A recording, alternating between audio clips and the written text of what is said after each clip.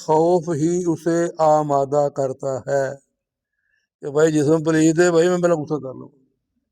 اور حدیث میں آتا ہے کہ قیامت کے دن آدمی کی نیکیاں کم پڑ جائیں گی، پسینے چھوٹ جائیں گے، جہنم سامنے، وہ جناب اتنے اونٹوں جتنے بڑے بڑے شعلے نکال کے باہر وہ للکار رہی ہوگی.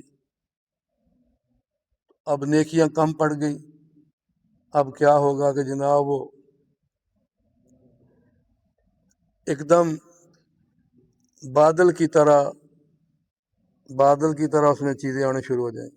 کرتے کرتے کرتے نیکیوں کا پلڑا بھاری ہو جائے گا، بندہ خوش ہو جائے گا، بندی خوش ہو جائے گی. یا اللہ یہ نیکیاں کہاں سے آئیں؟ اللہ فرمائیں گے یہ تمہارا غسل جنابت ہے جو تم فوری غسل کر لیتے تھے. اندازہ کرو یہ ایسا چھپا ہوا عمل ہے کہ آدمی کو اللہ کا خوف بھی اس بات پر آمادہ کرتا ہے کہ میرا جسم ناپاک ہے.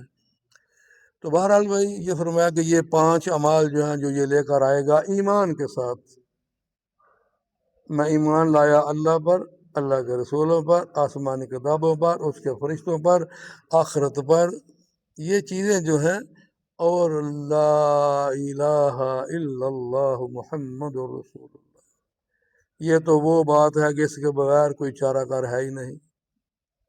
حضرت عمر رضی اللہ تعالیٰ کی توریت کا ورقہ لے کر بیٹھے ہوئے تھے ویسے مطالعے کے لیے. حضور تشریف لے آئے، کسی نے کہا جی یہ توریت کے ورقے ہیں، دیکھ رہے ہیں مطالعہ جیسے آدمی کرتا ہے. تو نبی علیہ السلام کا چہرہ مبارک رنگ متغیر ہو گیا، سرخی مائل ہو گیا. حضرت عمر نے کہا دیکھو حضور بھائی کیا کی بن گیا جی، آپ کا چہرہ مبارک رنگ متغیر ہو گیا. معاف کر دی جناب، میں بس غلطی ہو گئی. فرمایا میری موجودگی میں اگر موسیٰ علیہ السلام آ جائیں اور تم مجھے چھوڑ کے موسیٰ علیہ السلام کی پیروی کرو تو تم گمراہ ہو جاؤ، حالانکہ وہ اولو العزم رسول اور نبی ہیں. اور آج ہمارا مطالعہ تاریخ کا ہے، قرآن کا ہم نے چھوڑ ہی دیا. تاریخ کا مطالعہ کر کے یہ صحابی نے یہ کیا، اس صحابی نے یہ کیا، تنقید کا نشانہ بن کے صحابہ کرام جو ہیں وہ ذات دی کور کردے چھتیرن جپے.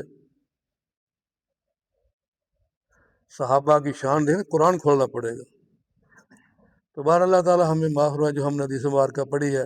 اللہ تعالیٰ ہمیں اس کی سمجھ عطا فرمائے اور جو حکم دیا گیا اللہ عمل کی توفیق عطا فرمائے. اللہم لک الحمد کما ینبغی لجلال وجہک وعظیم سلطانک. اللہم صلی علی محمد وعلی آل محمد کما صلیت علی ابراہیم وعلی آل ابراہیم انک حمید مجید. اللہم بارک علی محمد وعلی آل محمد کما بارکت علی ابراہیم وعلی آل ابراہیم انک حمید مجید. اللہم انی اسألک من خیر ما سألک منہ نبیک وعبدک ورسولک وحبیبک سیدنا محمد صلی اللہ تعالی علیہ وآلہ وسلم، ونعوذ بک من شر ما استعاذ منہ نبیک وعبدک ورسولک وحبیبک سیدنا محمد صلی اللہ تعالی علیہ وآلہ وسلم. انت المستعان وعلیک البلاغ ولا حول ولا قوة الا باللہ العلی العظیم. وسلام علی المرسلین والحمد للہ رب العالمین. لا الہ الا اللہ محمد رسول اللہ. جزاک اللہ.